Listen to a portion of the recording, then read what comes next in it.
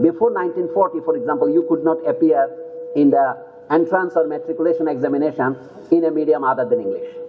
In 1940, Calcutta University for the first time gave the privilege of appearing in your SSC equivalent examination in Urdu, that they called it Hindustani, and Bengali.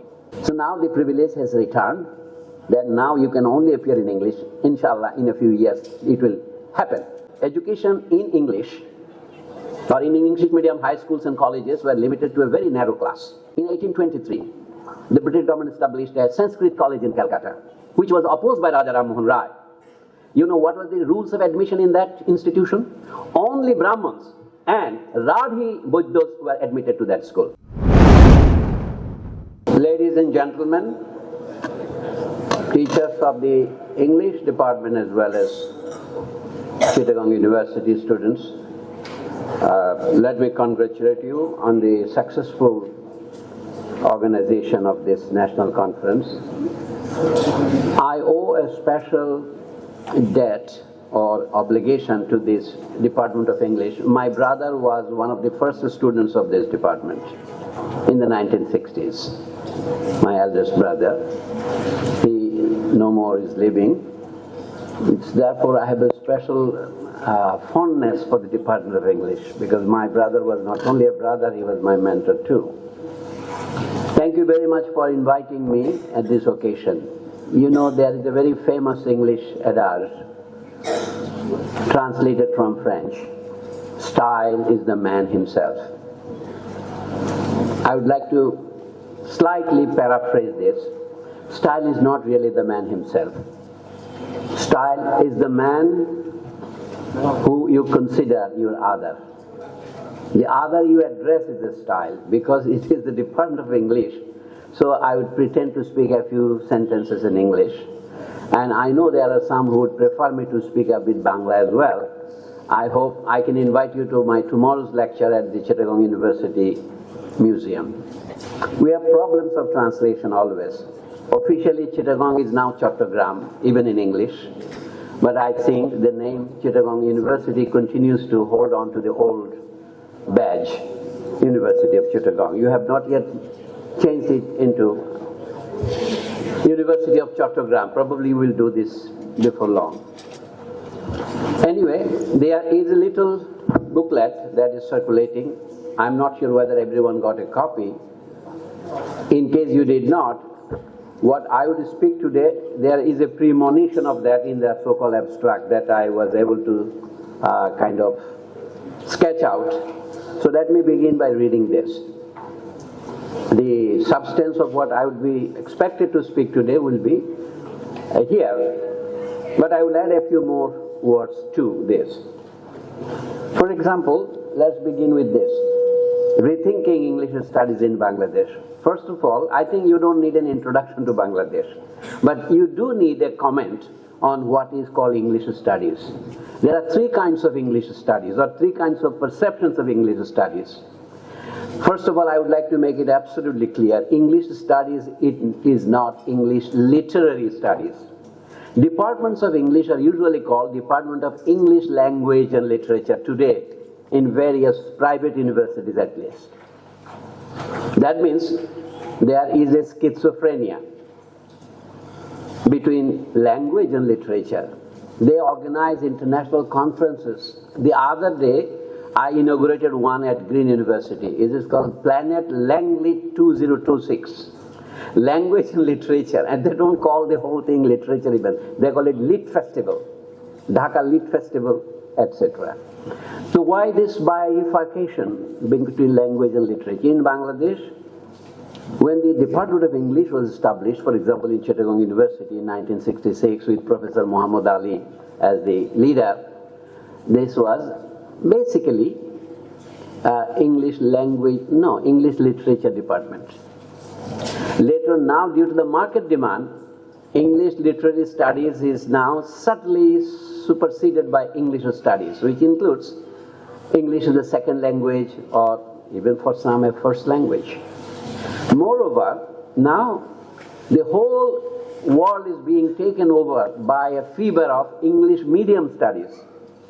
So English literature, English language, and anything you study, including arithmetic or geometry, in English. These are the three versions of English in our perception in our times.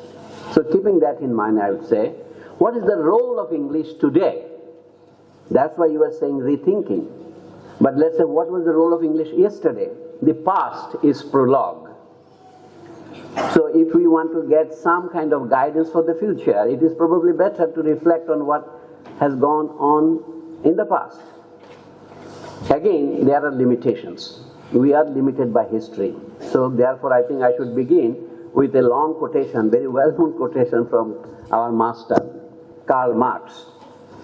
Karl Marx, in his famous essay written in 1852, when he was barely 30 years old, he wrote this essay called The 18th Brumaire of Louis Bonaparte. Louis Bonaparte was the nephew of great Napoleon Bonaparte, and when he became president after the revolution in France, not unlike our present interim government, he was first a leader of the interim government, then he became president.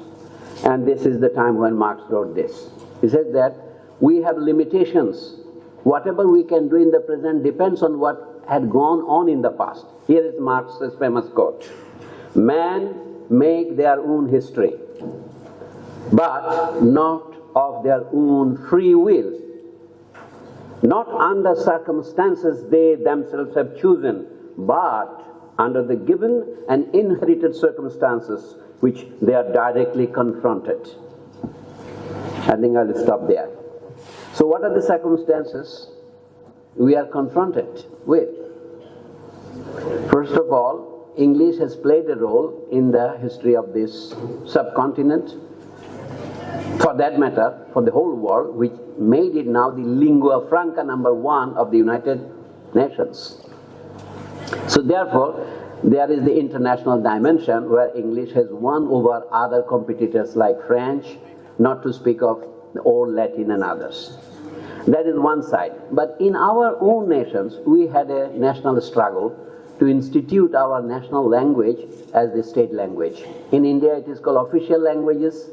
They have as many as 23, if I am not mistaken.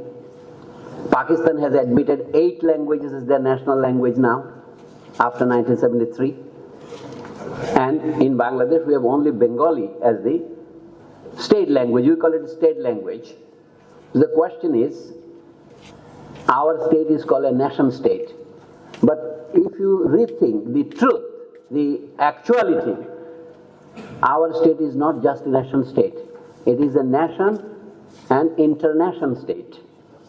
It is a capital state too, which we don't try to often recall. Our education policies included, all policies are determined not only by the national interest or national commitment, but also by international obligations. So now, how it privileges a particular category of our social classes, that is the question. I would like to address 2 questions. In the past, English played a contradictory role in our history. What is that contradictory role? Like colonialism itself. It is through colonialism that English had been introduced. Everybody would admit this. The same Karl Marx, in the next year, in 1853, wrote another essay called The Future Results of English Rule in India. There he predicted English colonialism had 2 roles to play in India. One he calls destructive, the other he called constructive or generative. What is the destructive? It is going to destroy the old social order in India, and it is going to build a new social order. So, for example, handicrafts industries, handlooms will be destroyed, and modern industries, the foundations of modern industry like railways, steel and iron will be introduced. But history befooled Marx. Within 30 years, Marx himself realized that his second prediction was not going to be a reality. Around 1880s, Marx thought that the kind of capitalist development he expected to take place in colonial India did not really take place. He said that if a country has coal mining, if it has steel and iron and steel industries, who can hold this country from being a modern industrialized country? But he found that under English rule, until Indians take over power, that was not going to happen. So now, after 1947, we have spent about 80 years in the subcontinent. And you know what is the extent of the result of introducing English language as a medium of instruction? I have encountered three kinds of statistics so far. Economic history textbooks write that as many as 17% of Indians were literate in any language whatsoever by the end of the British rule in South Asia. To cite the example, a book published last year by the Cambridge University Press in England by an author called An Economic History of India, Vishnupriya Gupta, it cites 17%. Madhumita Rai, another author writing in 1990s, says that it was 15%. But in some parts of India, especially East Bengal and Assam, where we happen to be located, the rate of literacy in 1941 census was only 6%. So much for the generalization of mass education. So then why was English introduced? The English had their own reasons, we know that. They wanted a class of people to work as mediator between them and the vast masses they governed. This was enshrined in the famous Education Minutes of 1835 under Lord Bentinck. We know that. But what were the reasons why there was so little resistance? There was some resistance, I admit, but so little resistance and ineffective at that to the spread of English education. By English education, I mean English language studies. Now, some of you, those who belong to the Department of English, should have occasion to encounter a book called Mask of Conquest. Marks of Conquest, written by an Indian woman called Gauri Vishwanathan, who was a student of Edward Said. In that book, she argues rather persuasively that a Department of English Literature was established first in India before it was established in any university whatsoever in England. She wants to argue, rather I would say a little bit theatrically, that literary studies of English began in colonial India rather than in England itself. So what was the purpose? Here is where she, I would argue, goes wrong. To persuade Indians to consent to British rule. She makes her argument in such a way that it seems as if by persuading Indians or by ensuring their consent, English rule was established. But if you look at the facts of history, material facts of history, it was long after establishment of British rule, after their conquest, they started to, let us say, introduce English department or English literary studies. It is also a fact that English language became popular with English, not only English government, but also with the Indians who were seeking to do business with them. The Munshis, the Dobashis, and simple people who were trying to have a trade relation with them, they were establishing independent English language teaching schools not only in Madras and South India, but also in Bengal. So in defiance of all these facts, Gauri Vishwanathan has tried to persuade you that the English introduced English literary studies to gain what they call hegemony. She is actually citing Antonio Gramsci, who is a favorite of Edward Said's. So please do not be deceived by appearances. I would like you to do some hard thinking if you are talking about rethinking. What is the role of English today in Bangladesh cannot be really just adequately without a consideration of what role it did play. I would say it played more a destructive role than a constructive one. For example, in 1835, the British government appointed a commission under the leadership of one man called William Adam, who was very close to Raja Ram Mohan Rai. He submitted by 1838 3 volumes of reports on the state of education in Bengal and Bihar.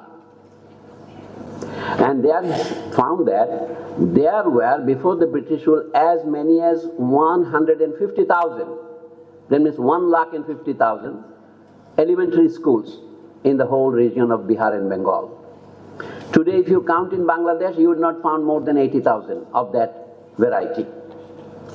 So whatever happened to those schools? Those madrasas, maktabs, and all kind of educational institutions where 3 R's were taught. Gradually they declined, and some of them were totally obliterated.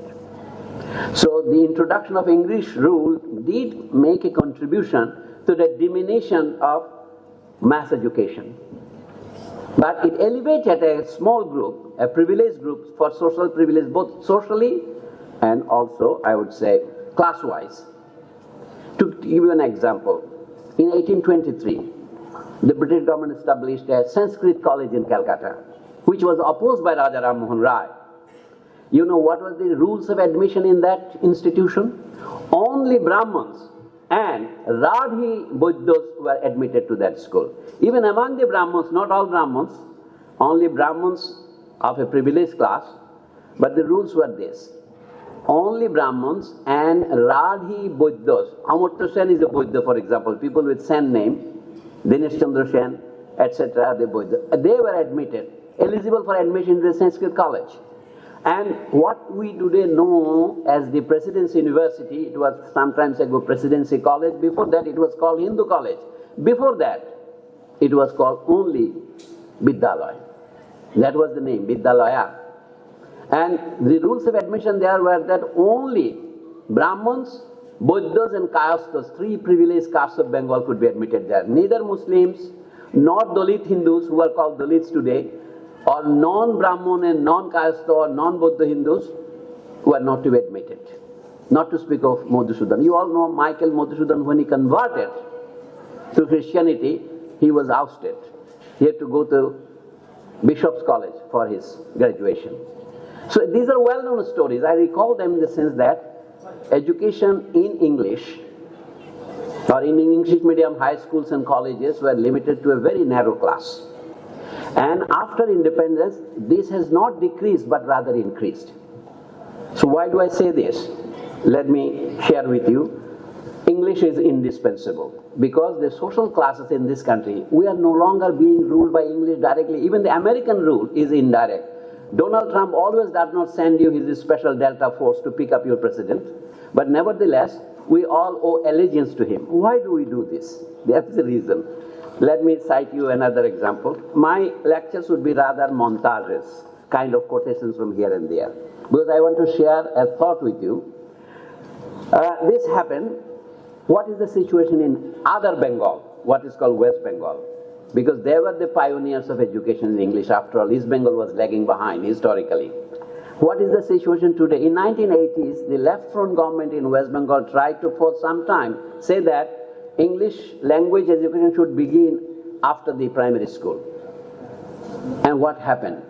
Jyoti Bose, at the 150th anniversary of St. Xavier's School in Calcutta, Jyoti Basu, the then Chief Minister of the state and a former student of the school, declared that, I quote, English is indispensable.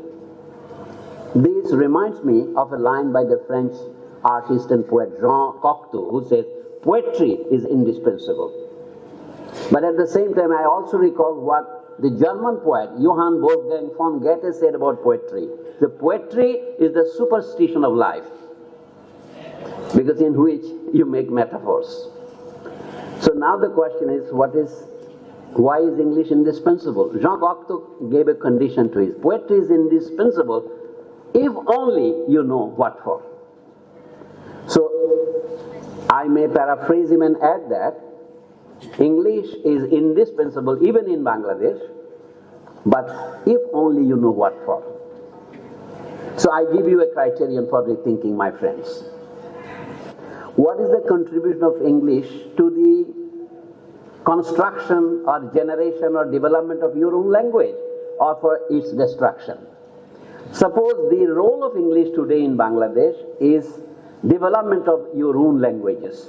As our 19th century predecessors have scouted, they went into the depth of European literatures, not only English, through English.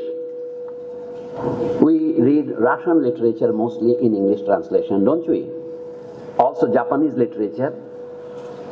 So there is a constructive role of English. It acquaints us with international literature. We cannot possibly learn all the languages of the world. So, history has imposed English on us, and let us make the best out of it. That is one approach. The other is that let us obliterate our own language.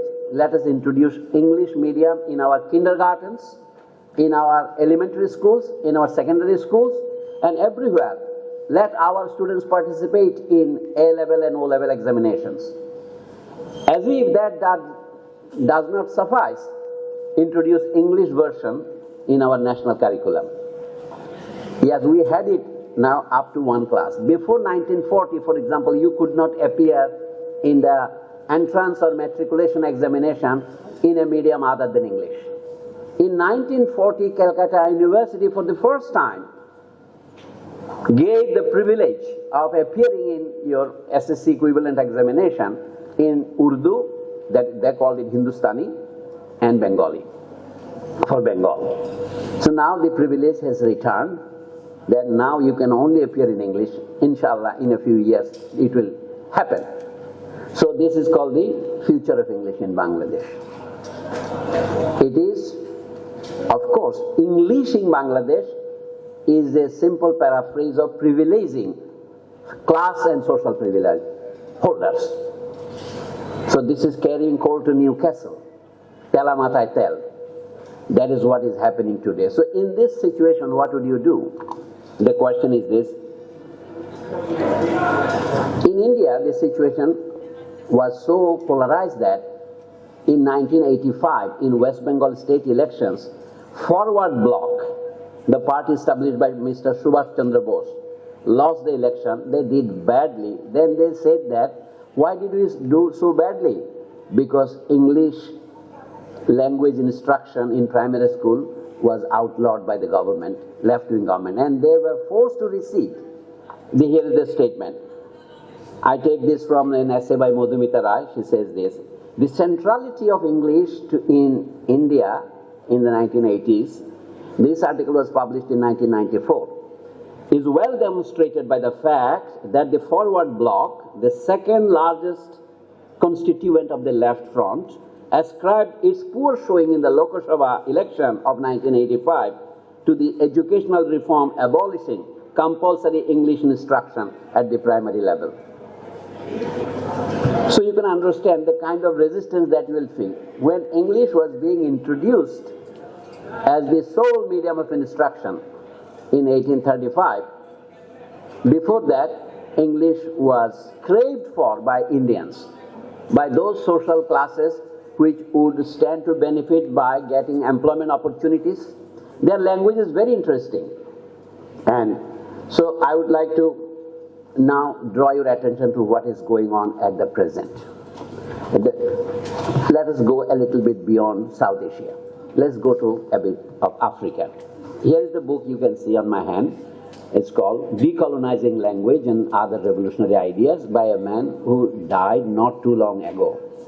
Ngugi wa Thiong'o. He used to write as James Ngugi. You have to pronounce his name in a difficult way. Nyo with Bangla letter Uo. So N represents Uo. Ngugi. In English we mispronounce called Ngugi. So anyway, he has something very interesting to share with us, with the specialist students of English department.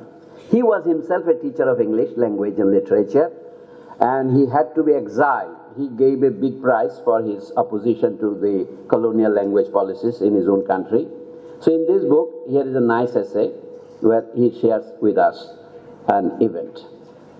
At the University of Leeds in England, he is referring to a conference. Let me read from what he has written.